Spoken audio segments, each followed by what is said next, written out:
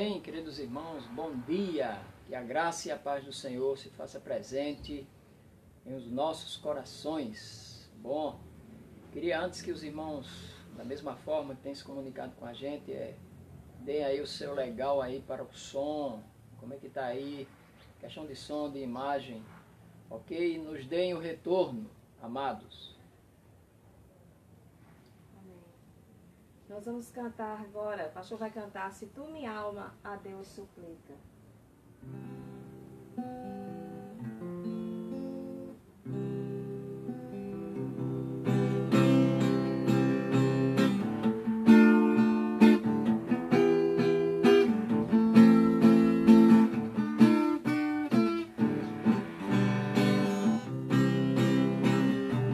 Se tu minha Deus suplica e não recebe, confiando fica em suas promessas, que são muito ricas e infalíveis pra te valer.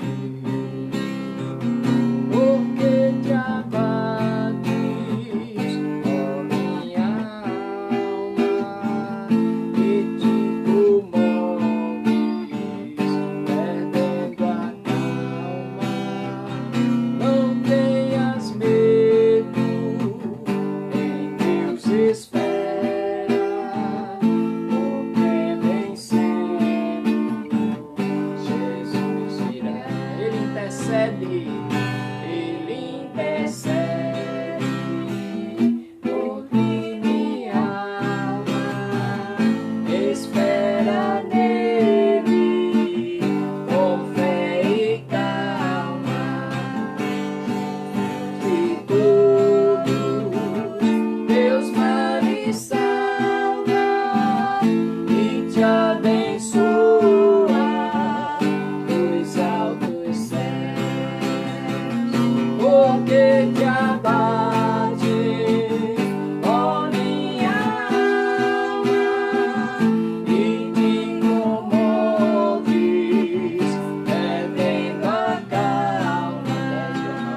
Não tenhas medo, em Deus espera, porque bem cedo Jesus virá.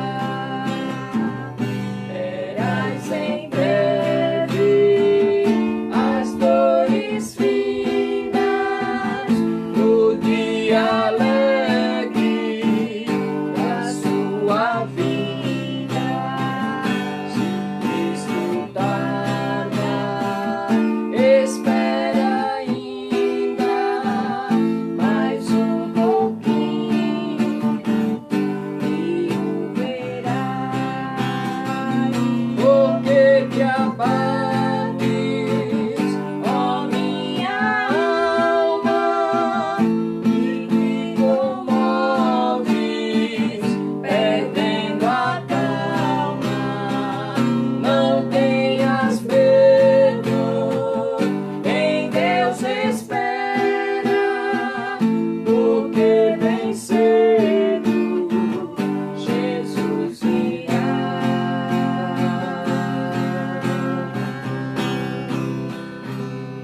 Aleluia!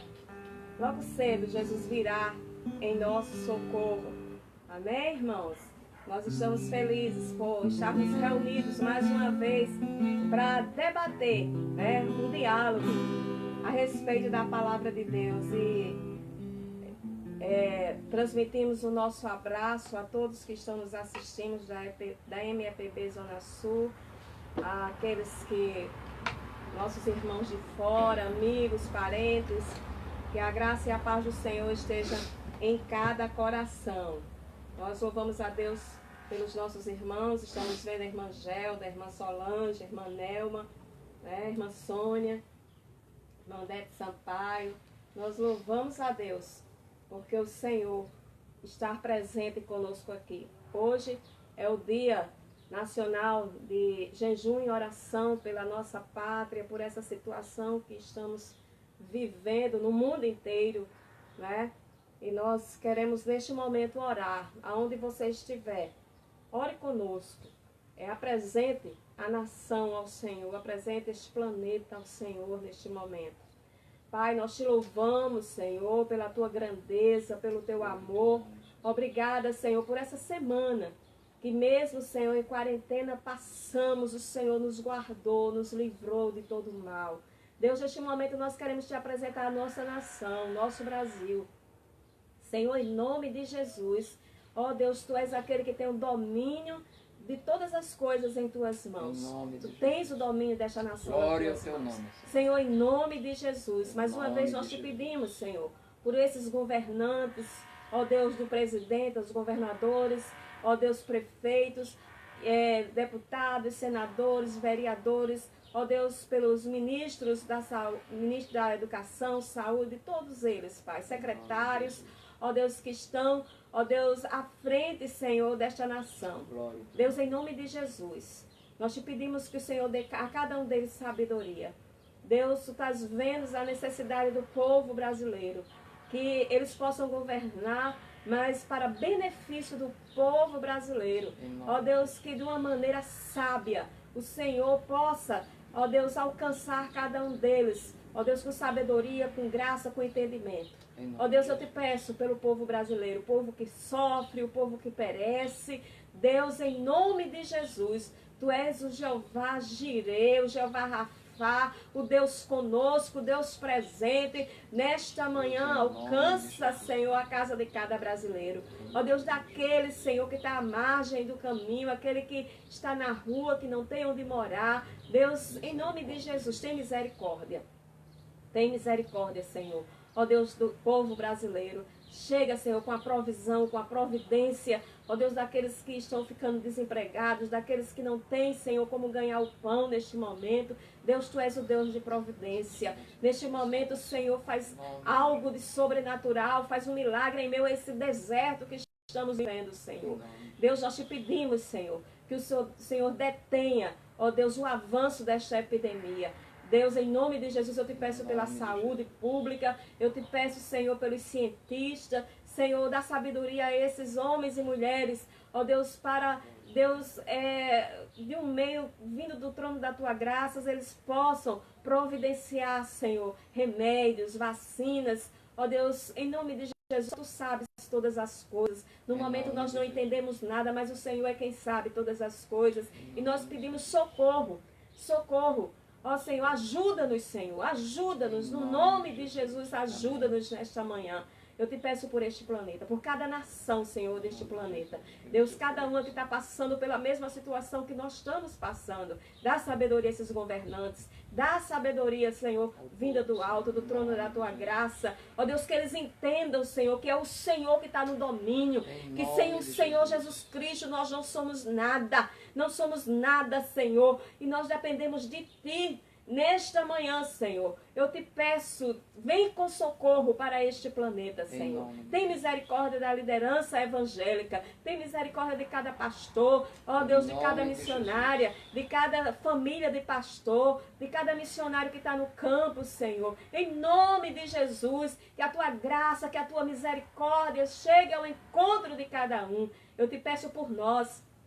Ó Deus, pela igreja brasileira, te peço pela MEPB, Senhor, ó Deus, em todo o Brasil, que o Senhor entre com a tua misericórdia, que o Senhor nos socorra neste momento, ó Deus, retira de nós toda enfermidade, seja ela física, emocional, espiritual. Ó Deus, que a tua graça seja abundante na nossa vida, na nossa casa, na casa de cada irmão que está nos assistindo. Que o Espírito Santo de Deus adentre a casa e o lar de cada um, trazendo paz, trazendo refrigério, trazendo esperança. Nesta manhã, Senhor, no nome de Jesus, no nome de Jesus, que a tua graça seja abundante em cada lar, para a glória de Deus Pai. Em nome de Jesus, fica conosco nesta manhã. Que o teu Espírito ministre aos corações e ministre aos nossos corações. Em nome de Jesus. Amém e amém.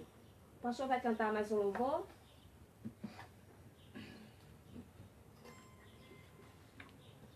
Amém, irmã Alana. Graça e paz do Senhor Jesus Cristo.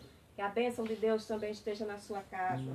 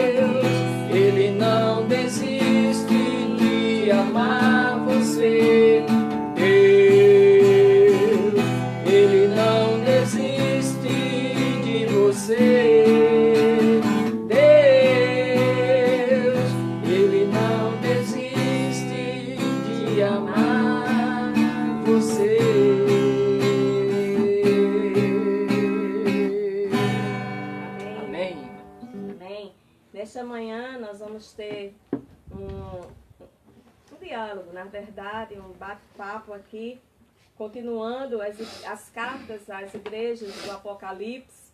Hoje é a igreja de Filadélfia, nós já vimos a igreja de Éfeso, a igreja de Esmirna, Pérgamo, Tiatira, Sardes, foi a última domingo, e hoje vamos ver a igreja de Filadélfia. Você pode abrir aí na sua casa a Bíblia, no capítulo 3 de Apocalipse, a partir do verso 7. Né? As igrejas que nós estudamos, a de Éfeso era muito ortodoxa, trabalhadora, fiel nas provas, mas perderam a sua capacidade de amar. Isso foi a primeira igreja que nós estudamos ainda no templo. Essa igreja perdeu a capacidade de amar. A segunda foi Esmirna, era pobre aos olhos dos homens, mas rica aos olhos de Cristo. A igreja de Pérgamo tinha gente tão comprometida com Deus a ponto do martírio, a ponto de morrer. Mas tinha também gente que caía diante da sedução do pecado.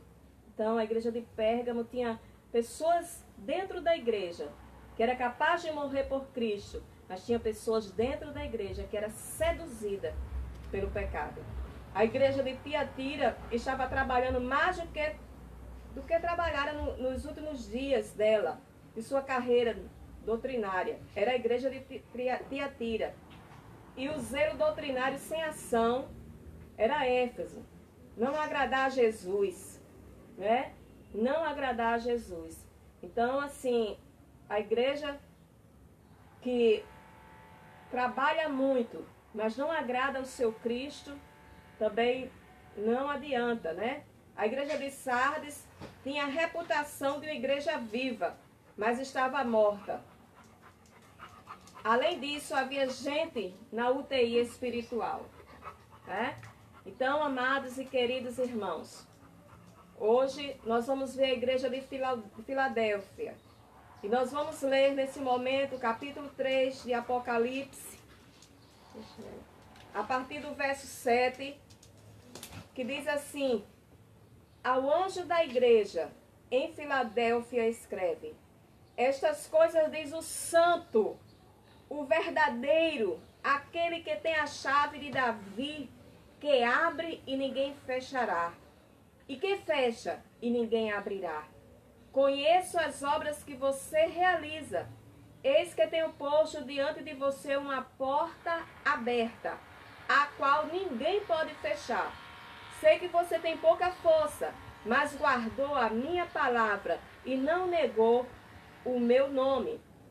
Eis o que eu farei com alguns dos que são da sinagoga de Satanás, desses que se declaram judeus e não são, mas mentem. Eis que farei que venham até vocês, prostem-se aos seus pés e reconheça que eu, o Senhor Jesus Cristo, amo vocês. Você guardou a palavra da minha perseverança, por isso também eu guardarei na hora da provação. Vou repetir esse texto. Você guardou a palavra da minha perseverança, por isso também eu guardarei da hora da aprovação, que há de vir sobre o mundo inteiro, para pôr à prova os que habitam sobre a terra. Venho sem demora, conserve o que você tem, para que ninguém tome a sua coroa.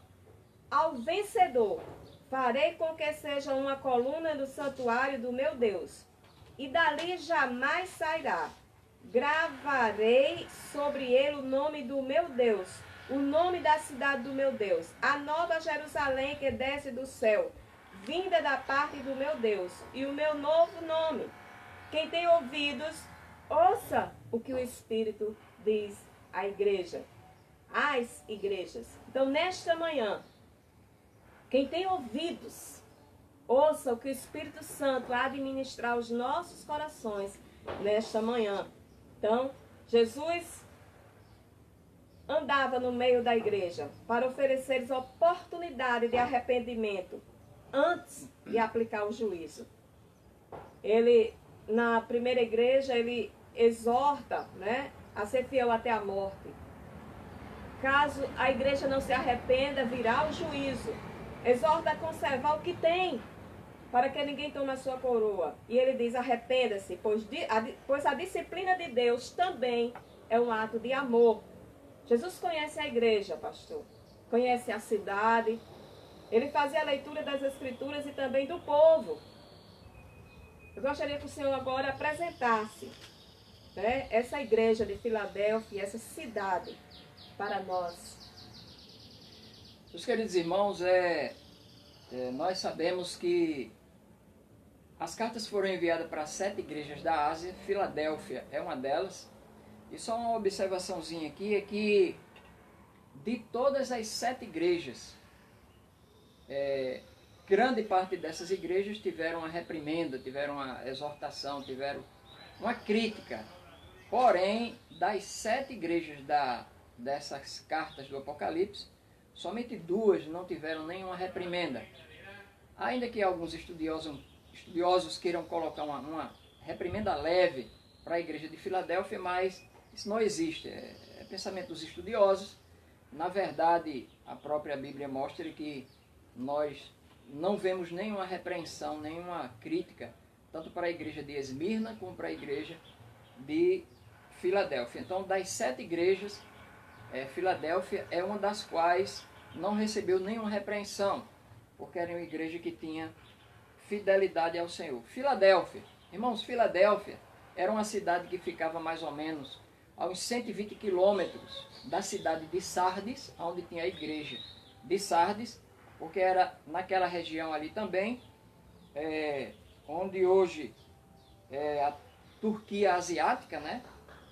Então, essa igreja de essa cidade de Filadélfia era, de todas elas, era a mais jovem das 7 cidades. Então, as 7 cidades onde tinha as 7 igrejas, cada uma com o nome da cidade. Então, essa cidade de Filadélfia, das 7, era a mais jovem.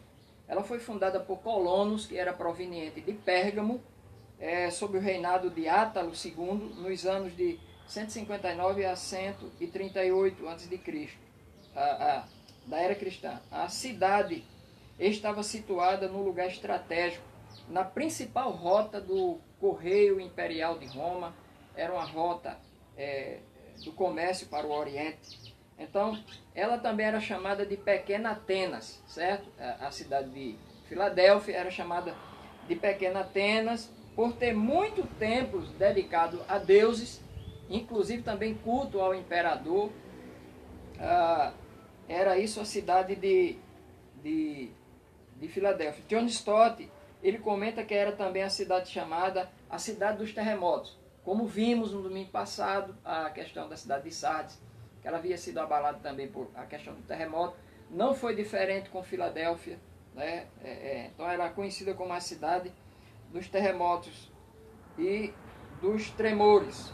Outra marca registrada dessa cidade era exatamente, pastora, a idolatria.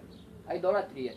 Como eu disse aos irmãos, as igrejas do Senhor sempre estão colocadas em um contexto, em uma cidade, e muitas vezes aquele contexto influencia a igreja, como a gente vai ver em algumas igrejas das sete cartas que são escritas. Por isso que as 5 delas têm repreensão, têm exortação, têm uma crítica, ora aqui, ora ali, porque estava se amoldando aos costumes da própria cidade. E essa cidade era uma cidade idólatra, era uma cidade que estava precisando do evangelismo, precisando de uma evangelização. E aí, essa cidade estava nesse sistema de vida, não é? Não era uma cidade tão rica como as outras cidades, mas essa cidade de Filadélfia, na qual estava inserido a igreja. E essa igreja do Senhor, segundo já lemos, era uma igreja fiel, não é? Eu sei as tuas obras, eis que diante de ti pus uma porta aberta que ninguém pode fechar.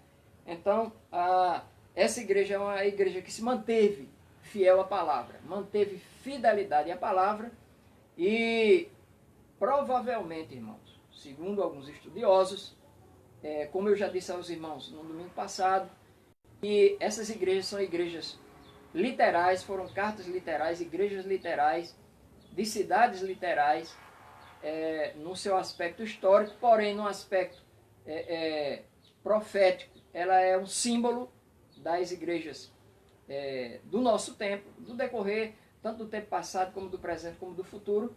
E essa igreja se assemelha muito, pela qualidade espiritual dela, se assemelha muito à igreja que Cristo vem buscar, a igreja que será arrebatada, né? É o exemplo da igreja de Filadélfia. Enquanto Laodiceia é o contrário, essa igreja é a igreja que mais se assemelha àquela igreja que o Senhor vem buscar por conta da sua fidelidade ao próprio Senhor. E o texto diz: conheço as tuas obras. Como eu disse aos irmãos no domingo passado, conheço as tuas obras é a mesma coisa que se dizer eu conheço a sua condição espiritual.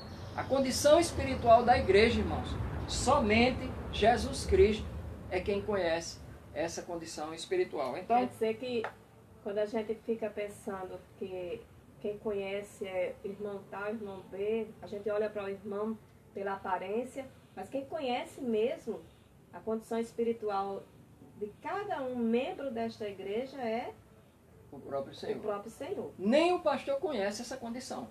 O pastor conhece os membros, sabe onde moram, o pastor da igreja pode até saber por certos tipos de comportamento, um comportamento mais forte, outro mais brando. O pastor pode ver isso aí, porque é algo que ele está vendo que as pessoas estão passando. E a Bíblia diz que pelo fruto nos conhecereis.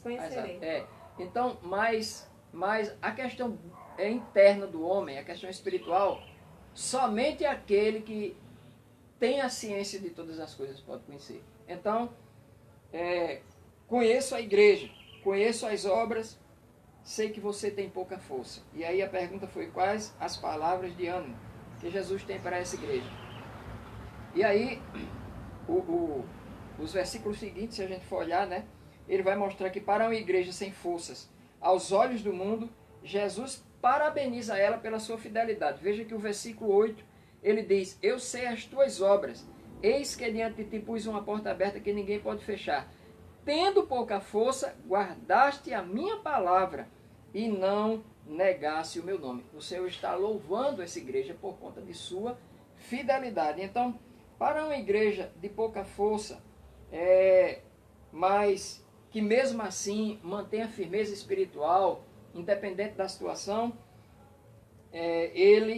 esse Senhor diz para essa igreja amada que ela em outras palavras, tem sido uma bênção para a cidade onde ela está. Interessante que o Senhor diz: tendo pouca força, né? O versículo aí: guardaste a minha palavra. Quantas vezes, irmãos, nós nos sentimos sem forças? Né? Agora não, você está em casa. Agora você não tem para onde sair. Mas quantas vezes nós tivemos oportunidades para estar na igreja, para fazer a obra, né? Para ser um arauto do Senhor nesta terra, e colocamos uma justificativa: eu estou cansado, né? Estou fadigado. Mas a palavra do Senhor Jesus para esta igreja diz que viu que ela estava sem forças. Sem forças quer dizer, ela já tinha se dedicado tanto, né, pastor? Exatamente. Que estava ficando cansada. Mas mesmo cansada, mesmo sem força, essa igreja perseverou em permanecer fiel. Em permanecer fiel. Veja o quanto aos olhos do nosso Deus vale a pena a gente ser fiel. Mesmo com a gente forças. Crucificar, né, o nosso eu, as nossas fraquezas. Exatamente. E ser fiel. E desafiar nosso corpo físico, a fazer a obra, a perseverar fiel. Porque foi essa missão que nós viemos a este mundo. Sermos arautos do Senhor nesta terra. Meus irmãos, a igreja do Senhor é uma só.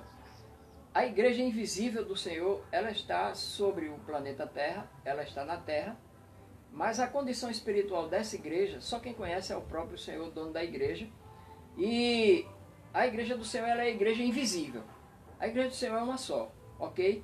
Porém, nós estamos juntos, enquanto denominação, em um templo, em um prédio. Por isso que chamamos a igreja da cidade de Filadélfia, a igreja de Sardes, a igreja de Laodiceia, a igreja é uma só. Porém, ela está em cidades diferentes, até na mesma cidade, mas em bairros diferentes, certo? Elas têm denominações diferentes, mas é a igreja do Senhor. A igreja presbiteriana é a igreja do Senhor. A Missão Evangélica Pentecostal do Brasil é a igreja do Senhor. A igreja Batista. Batista é a Assembleia de Deus, congregacional. É a igreja do Senhor. É a igreja do Senhor. É o corpo de Cristo. É o corpo de Cristo. Porém, cada um, por questão organizacional, dentro de sua denominação, mas servindo ao Senhor. E veja, aí você encontra essas igrejas em determinados templos, uns pomposos, uns maiores do que outros, outros menores, outros financeiramente abastados, outros politicamente, socialmente mais influentes do que outros. Isso sempre vai acontecer na Terra. Norman Champlin, que é o comentarista, mais ou menos desses textos que nós estamos aqui, Norman Champlin, ele diz o seguinte, que essa pouca força, provavelmente, que a igreja de Filadélfia tinha, é conhecido como algumas igrejas que têm pouca força na questão da influência. Então, Norman Champlin diz, eu vendo uma exposição do pastor Hernando Dias Lopes, e a gente vê sobre isso, e que essa questão da pouca força aí, em relação à influência social, aquela igreja de Filadélfia, talvez não fosse uma igreja que tivesse muita influência social, talvez fosse uma igreja que não tivesse muita influência financeira, certo?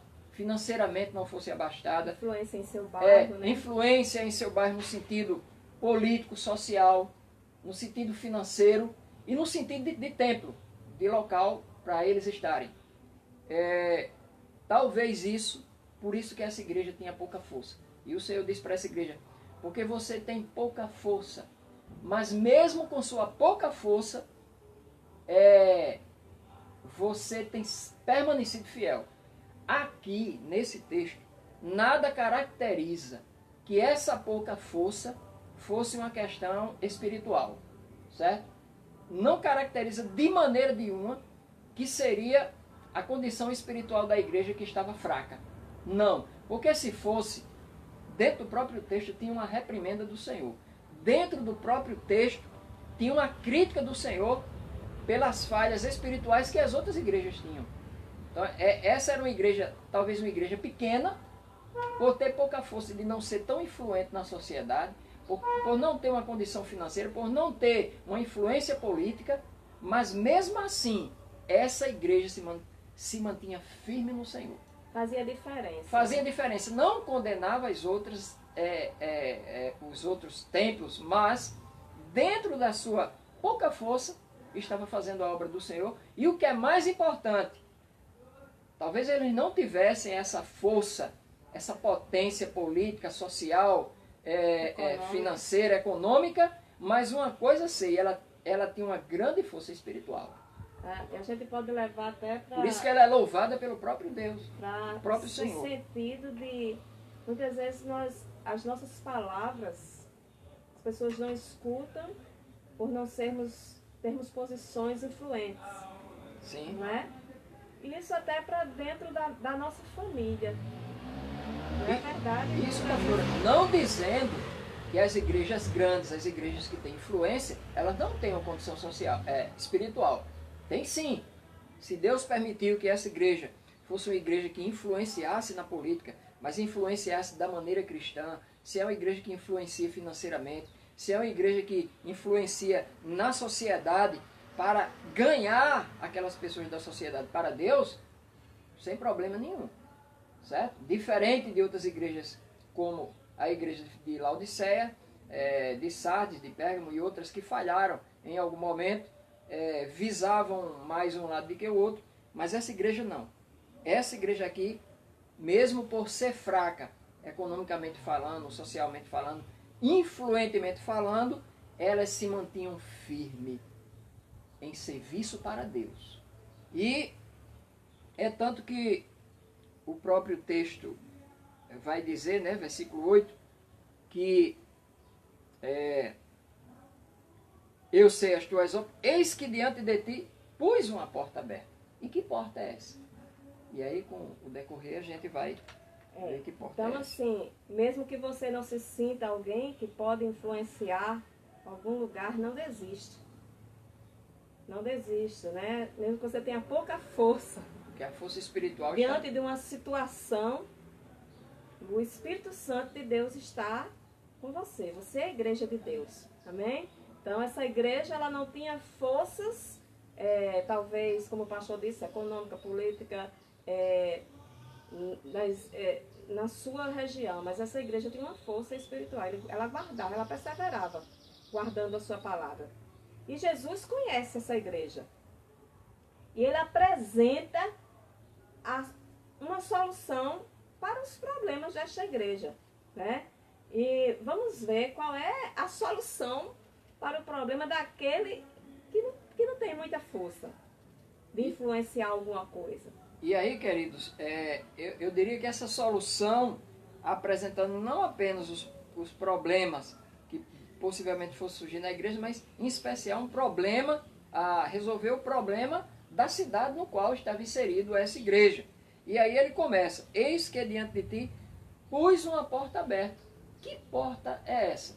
Logicamente que essa porta é a porta missionária, é a porta da evangelização, é a porta para evangelizar as pessoas e que o problema do pecado seja solucionado com essas pessoas se achegando para Deus, se achegando para Cristo, se achegando para o Senhor da vida. E aí a primeira porta que ele coloca como porta aberta para essa igreja, não é? E que é uma porta que ninguém pode fechar, é uma porta que foi aberta pelo Senhor, como solução para aquela cidade idólatra, não é? Como solução para a igreja no envolvimento também com o evangelismo.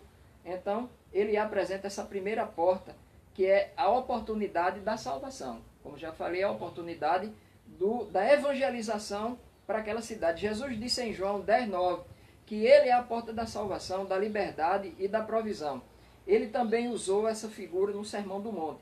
Entrai pela porta estreita, larga é a porta e espaçoso é o caminho que conduz para a perdição. Então, se aquela cidade, que é uma cidade idólatra, que estava caminhando para a perdição, tinha dentro dela uma igreja, em seu contexto, uma igreja fiel, uma igreja que não obstante ter pouca força, como já foi mostrado, mas era uma igreja que mantinha fidelidade a Deus, fidelidade à palavra de Deus. E aí, essa igreja é louvada por esse Deus, por ter essa fidelidade. Essa igreja não sofre nenhuma reprimenda. E a primeira porta como solução, tanto para a igreja como para o mundo, que ele coloca, é exatamente a porta da evangelização, a porta da salvação, e essa salvação que é Cristo. Uma segunda porta aí, que se apresenta como solução, a segunda porta aberta, é essa oportunidade da evangelização. Primeiro, da salvação, não é? Feito também pela evangelização, e a evangelização em si. As angústias da cidade são como um grito de socorro dos homens carentes do evangelho. Então, havia como que um grito de socorro desta cidade pela situação espiritual que ela estava vivendo. E a segunda porta é essa porta do socorro, que a própria igreja vai fornecer em Deus para a cidade. E essa porta aberta é exatamente, em suma, meus irmãos, fazendo um resumo, é exatamente isso. É a porta da evangelização.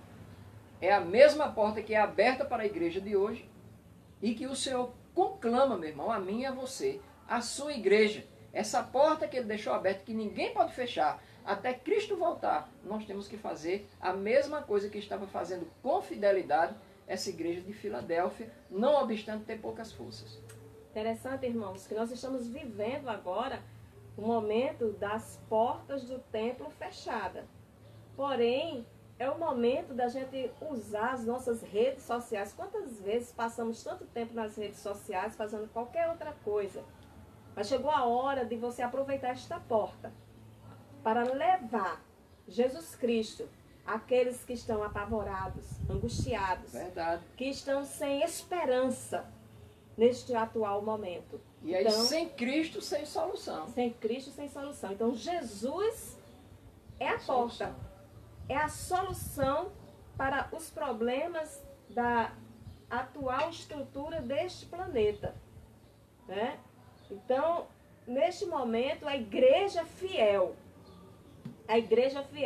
ela tem que aproveitar a porta aberta das mídias sociais, a porta aberta da sua família, que você está aí em casa, né? Mas com a sua família, mas vivendo o momento com os seus, é a porta aberta para levar a palavra de Deus. Então, esta igreja que para o mundo ela não tinha muita influência, né? Não tinha aquela luz que o mundo aparente achava, mas essa igreja de Filadélfia, ela influenciou o seu tempo. O que caracteriza, irmãos, uma vida espiritual, como eu já sempre tenho falado, isso para todas as igrejas espalhadas nos 4 cantos da terra, todas as denominações, que é a igreja do Senhor, eu tenho dito que o que caracteriza a vida espiritual dessa igreja não é o tamanho que ela tem, não é a influência que ela tem, e não é também ou ela ser grande ou ela ser pequena, ou ela ter muita força ou ela ter pouca força. O que caracteriza a igreja é a condição espiritual dessa igreja, certo? Ela pode ser uma igreja, de repente, pequena, como outras. Pode ser uma igreja como a igreja de Filadélfia, pequena, porém com uma condição espiritual ruim. Ela pode ser uma igreja grande, como de Laodiceia, porém com a condição social também ruim. E pode também ser uma igreja grande, influente e com uma condição espiritual boa. Então, o que vai marcar essa igreja, não é? Qualquer denominação que hospeda dentro dela a igreja do Senhor, não é a sua condição social de influência, é a sua condição espiritual. É tanto que o que louva essa igreja é exatamente a condição espiritual dela, não obstante ela ser pequena e não ter força. Porque quando nós formos estudar sobre Laodiceia, a gente vai ver o tamanho dela, a influência dela, mas as críticas do próprio Senhor em relação a ela. Interessante que a irmã Marcileusa está dizendo aqui: a fidelidade ao Senhor nos leva a uma vida submissa à vontade do Senhor e nos leva a evangelizar, não somente com palavras, mas principalmente através do nosso exemplo de vida. Era exatamente isso que acontecia com a igreja de Filadélfia. Era uma igreja que tinha exemplo de vida. Exatamente. Né? Ela influenciava pela sua vida. Ou seja, irmãos, nós enquanto igreja não estamos nesta cidade, porque as igrejas do Senhor estão espalhadas em vários bairros da mesma cidade de João Pessoa, não é? Falando aqui da nossa cidade. Mas o que o Senhor quer dessas igrejas que estão em todos os bairros da cidade é que vivam uma vida espiritual que dignifique, que magnifique o nome de Cristo. E que sirva para o propósito de Cristo, independente do bairro que ela estiver. Ela é para influenciar e não o contrário. Jesus não apenas conhece as dificuldades da igreja, mas dá-lhe uma grande garantia. Nesses textos que podemos ver, né, a partir do verso 7, qual a garantia que Jesus dá à igreja? A partir do versículo 7, o Senhor diz ao anjo da igreja que está em Filadélfia: escreve, diz o santo, verdadeiro, que tem a chave de Davi, o que abre e ninguém fecha, e fecha e ninguém abre. Jesus não apenas conhece as dificuldades dessa igreja, mas dá essa garantia. E essa garantia que o Senhor da igreja, nenhum outro pode dar. É somente esse Senhor que pode dar. E que garantia é essa? Quando ele fala de chave, ele está falando de autoridade, certo? Ele não tem só, veja, Jesus tem em suas mãos toda a autoridade. A palavra do Senhor diz que toda a autoridade me foi dada no céu e na terra. Não foi apenas na esfera terrena, nem apenas na esfera celeste, mas ele deu todo o poder no céu e na terra, ou seja, todo o cosmos, todo o universo, o Senhor deu poder ao Senhor Jesus. Deus deu esse poder, todo o poder foi dado a Jesus para controlar todas as coisas. Então, Jesus garante para essa igreja e dá para essa igreja a autoridade. Jesus tem em suas mãos toda a autoridade.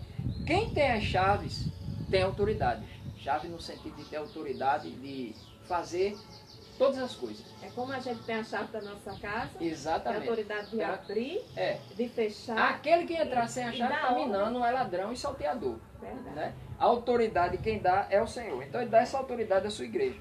Ele tem as chaves em suas mãos. Jesus tem não apenas as chaves da morte e do inferno, conforme Apocalipse 1,18, mas também tem a chave de Davi, ou seja, a chave da salvação e da evangelização. O Senhor tem todo o controle e deu autoridade à sua igreja para lutar contra as obras do inferno. É tanto que ele diz, sobre esta pedra, tratando daquela declaração de Pedro a respeito de Cristo, Ele diz, e sobre esta pedra eu edificarei a minha igreja, e as portas do inferno não prevalecerão contra ela, porque ele tem toda a autoridade e ele tem todo o poder. Então, ele dá essa chave também, e o da evangelização. Ninguém pode entrar até que Cristo tenha aberto a porta. Jesus tem em suas mãos a chave da salvação. Ninguém senão pode abrir essa porta da salvação. E a igreja vai levar, com a autoridade de Cristo, essa salvação, através de sua palavra, ao mundo. Jesus tem a chave da evangelização, né? Isso. Precisamos compreender, irmãos, a soberania de Cristo na realização da sua obra. Há portas abertas e há portas fechadas. Quando ele abre, ninguém fecha, e quando ele fecha, ninguém abre, né? Então, Jesus não apenas conhece, outra vez nós estamos trazendo essa frase, porque desde o início de todas as igrejas, Jesus está dizendo, eu conheço.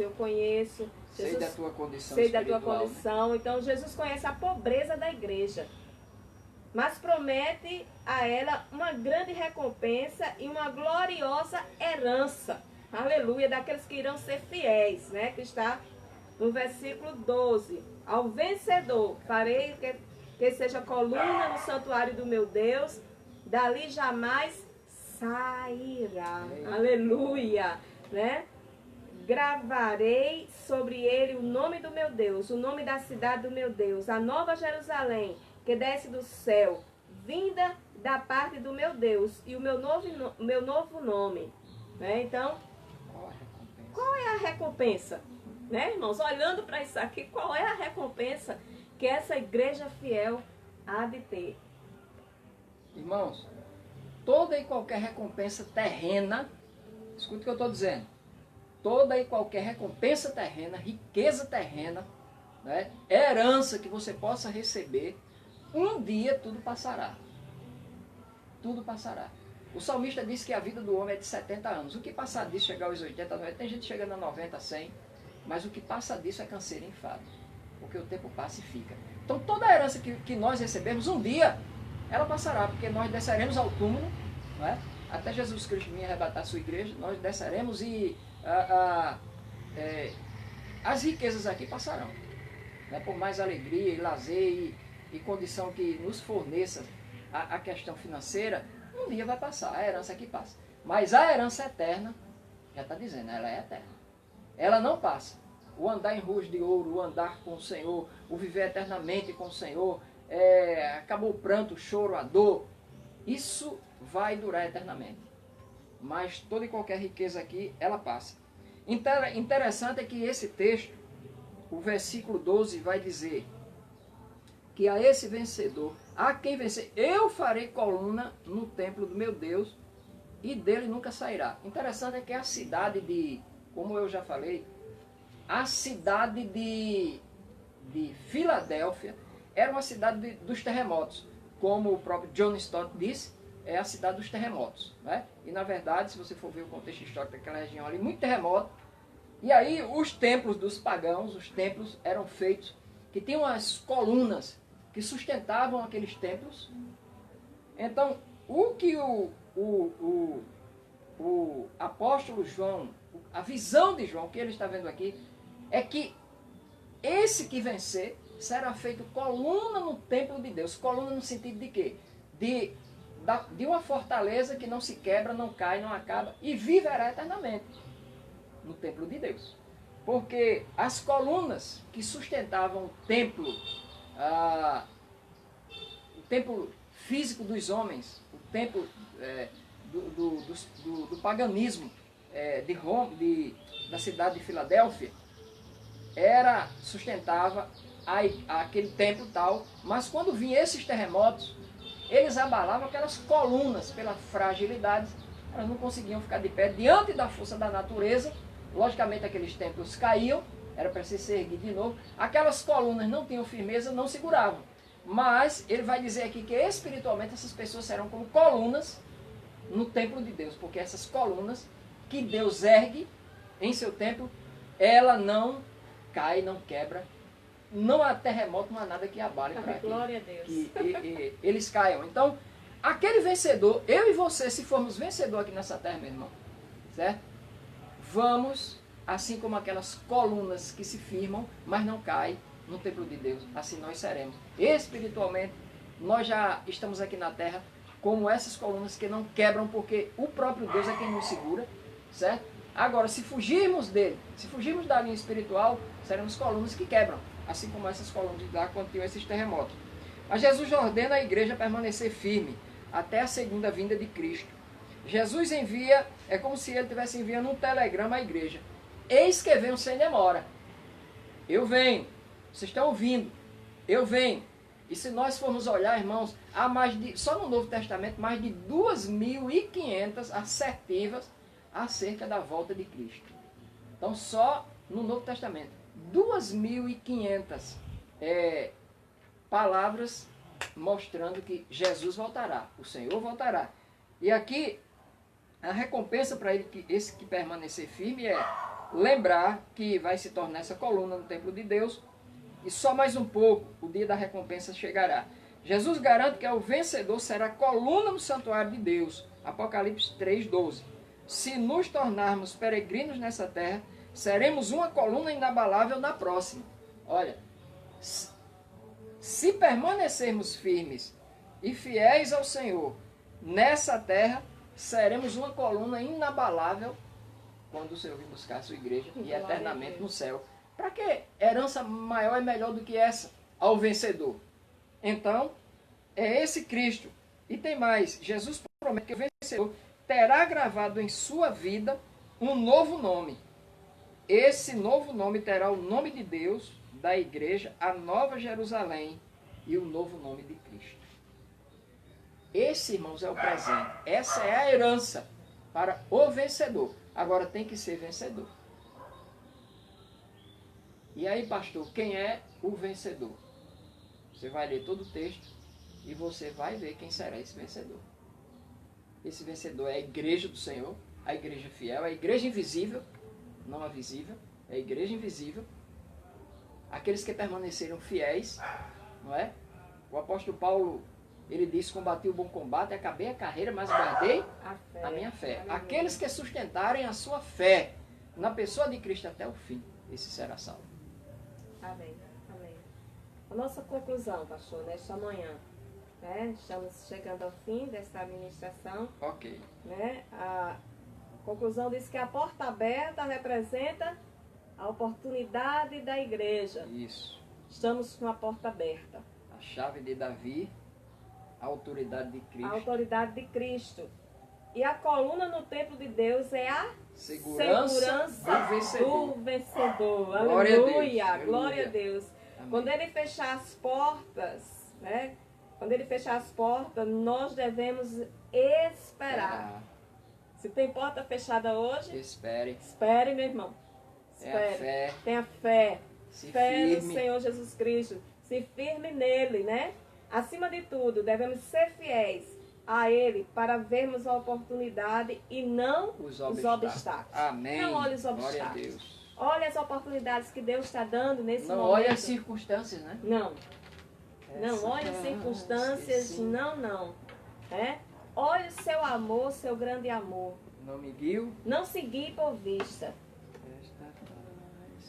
Vamos cantar essa música? Vamos. Esta paz que sinto em minha alma. Não é porque tudo me Não vai é porque bem. tudo me vai bem. Um dia Jesus voltará, um dia, amém, Alana, um dia ele virá. E nós iremos subir juntamente com ele.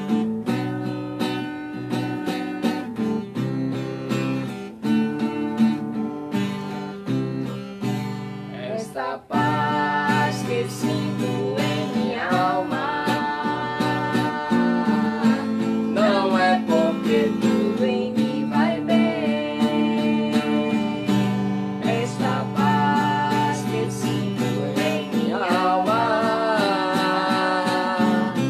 é porque eu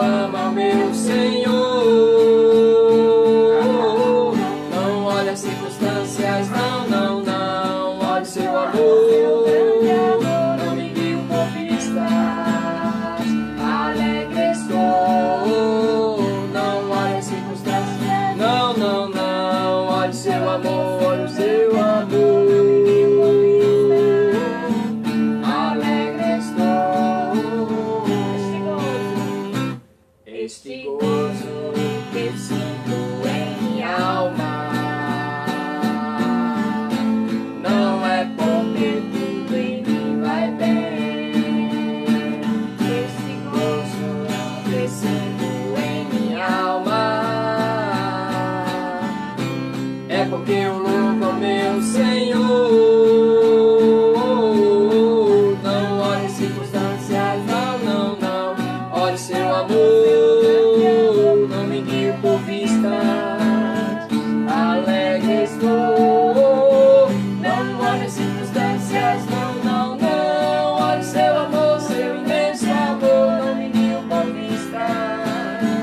Alegre estou.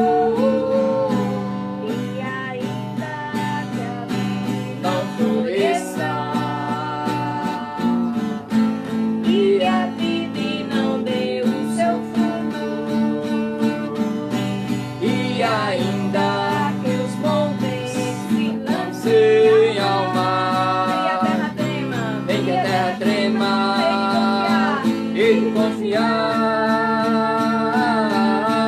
não olhe circunstâncias, não, não, não. Olhe seu amor, não me guie por vista.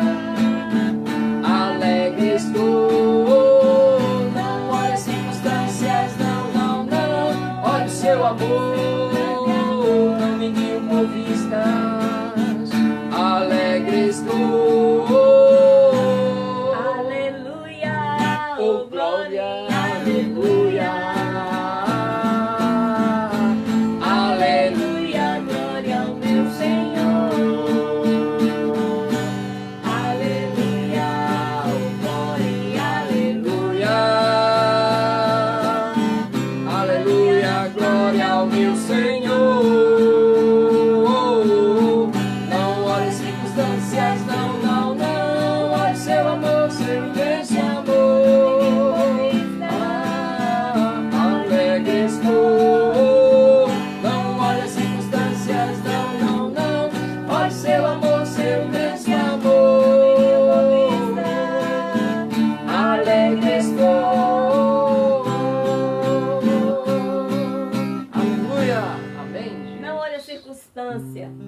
Olha o grande amor de Deus em Cristo Jesus, que morreu na cruz do Calvário por cada um de nós e continua conosco, né, nesta manhã, todos os dias das nossas vidas, até a consumação dos séculos. Neste momento nós vamos orar, estamos vendo aqui o pedido de oração da irmã Gelda por Áurea, que está enferma, né? Temos também o irmão Riquelme, né? Que também esteve enfermo, não sei como está ele, mas espero que ele esteja melhor. Ontem ainda estava enfermo, né? Nós temos pedidos de oração pela algumas pessoas, como a doutora Tereza, eu não a conheço, mas chegou até nós o pedido de oração, né? A pastora Roni, certo? A missionária que está em Portugal, Monique Cleide, se eu não me engano. Então, nesse momento nós vamos orar. São fatores de enfermidade. Os nossos idosos, irmão Ezequiel, irmã Matri, pastor Antônio, irmã Edinalda, né? E tantos outros que a gente não lembra o nome agora, mas nós sabemos, minha mãe, né? A irmã Lucas, a pastora Lourdes, o pastor Norman, certo? O pastor Nelson, a pastora Fátima, né? Tantos outros que estão nesse grupo de risco. Nós vamos orar neste momento. Quando eu vou orar, depois o pastor vai estar com a bênção sobre nossas vidas. Ore, junte sua família agora para orar, para clamar por esses nossos irmãos agora neste momento. Amém. Pai, neste momento, Senhor, nós te louvamos pela tua palavra, que ela é vida, que ela é refrigério para as nossas vidas. Senhor, nós queremos te louvar, porque, Senhor, nós fazemos parte da tua igreja. Glória ao teu nome. E o Senhor, o Espírito Santo de Deus, nos ajude a ser fiel até a morte, Senhor. Ser fiel, Senhor, mesmo diante de toda a pandemia que estamos vivendo, mesmo diante de portas fechadas, diante de todos os obstáculos. O Senhor nos ajude a ser fiel. Deus, nesta manhã nós queremos colocar a vida de Áurea, a vida de Riquelme, a vida, Senhor, da doutora Tereza, ó Deus, da pastora Roni, ó Deus, da missionária lá em Portugal. Ó Deus, nós te pedimos também pelos nossos idosos. Ó Deus, o irmão Ezequiel, a irmã Matriz, o pastor Antônio, a pastora Lourdes, o pastor Norman, a irmã Edinalda, a irmã Hilda. Senhor, neste momento, Pai, nós rogamos, ó Deus, por toda a nossa igreja, por todos esses, Senhor, que são membros da igreja MPB Zona Sul, ó Deus, que estão em casa, te louvando, te adorando. Deus, retira do meio das nossas casas todas as enfermidades. Senhor, em nome de Jesus, nós ministramos a bênção do Senhor, mesmo aqui na internet, mas sabemos que está chegando em cada casa. Deus, nós pedimos ao Senhor que o Senhor libere cura. Em nome de Jesus, libere cura, porque há poder no nome de Jesus. Toda a autoridade lhe foi dada, Senhor, no céu e na terra. E nós pedimos agora, Senhor amado, em nome de Jesus, traz cura. Traz curas para aqueles que estão nos hospitais. Ó Deus, para aqueles que estão no UTI. Ó Deus, nas enfermarias. Senhor, em nome de Jesus, vai agora, trazendo cura, trazendo esperança, trazendo refrigério. Senhor, retira todo vírus, toda bactéria. Ó Deus, em nome de Jesus. Debela toda enfermidade. Retira na autoridade do nome de Jesus. Ó Deus, nós cremos, Senhor. Nós cremos que Tu és o médico dos médicos. Esta, Senhor, é a hora, Pai, do mundo entender e crer que onde, Senhor, o médico não pode ir, o Senhor está. Porque a última palavra é Tua, Senhor. Onde os médicos dizem não, é ali que continua o sim do Senhor, o agir do Senhor, a vida. Porque o Senhor trouxe-nos vida e vida abundante. Aleluia. Nesta manhã, Senhor, nós te pedimos que o Senhor abençoe cada lar. Abençoe cada irmão. Visite cada um, Senhor. Ó Deus, nós te pedimos pelo poderoso nome, o nome de Jesus, para a glória do Teu nome. Aleluia. Amém, Senhor. Amém. Amém, queridos. Nós queremos dizer, irmãos, que nós estamos também no Instagram. Nós ainda estamos nos adaptando, não é? Tentamos fazer os dois, mas não conseguimos juntos. Mas vamos hoje à tarde tentar pelo menos fazer uma live, convocar mais alguém para junto conosco estar compartilhando um pouco da palavra do Senhor. Mas estamos lançando também lá as devocionais, que você pode procurar lá também. No IGTV. No IGTV, não é? Nós estamos lançando as devocionais no IGTV. E se você necessita de oração, pode mandar uma mensagem. O Facebook, ele tem um local de mensagem. Você chega lá e põe a mensagem. Lá no Instagram também tem local para mensagem, que nós estamos observando e estaremos orando. Amém. Colocando diante de Deus. E hoje à noite, às 18 horas, né? Ou 5h30, né? 5h30. Nós estaremos aqui às 5h30 para adorar ao Senhor.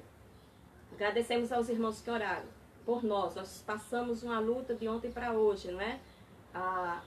O poste em frente à nossa casa deu problema e só nossa casa apagou tudo. Depois ficou como uma árvore de Natal. E o irmão Francisco já esteve hoje aqui conosco e a Energisa veio e solucionou. Nós sabemos que nós estamos em uma batalha. E a batalha é para que a gente não transmita, né, o Evangelho do Senhor Jesus Cristo. Mas nós vamos continuar transmitindo. Amém. Porque o nosso Deus é maior que os nossos problemas. Amém, irmãos? Ore por nós também. Estejam nos cobrindo em oração. Pastor. Então vamos aqui, irmãos, a bênção sacerdotal. Que o Senhor vos abençoe e vos guarde. Que o Senhor faça resplandecer o seu rosto sobre vós e tenha misericórdia de vós. Que o Senhor sobre vós levante o seu rosto e vos dê a paz. Amém. Que Deus vos abençoe. Que Deus vos abençoe. Amém. Até mais tarde. Às 17h30 nos encontraremos. 5h30.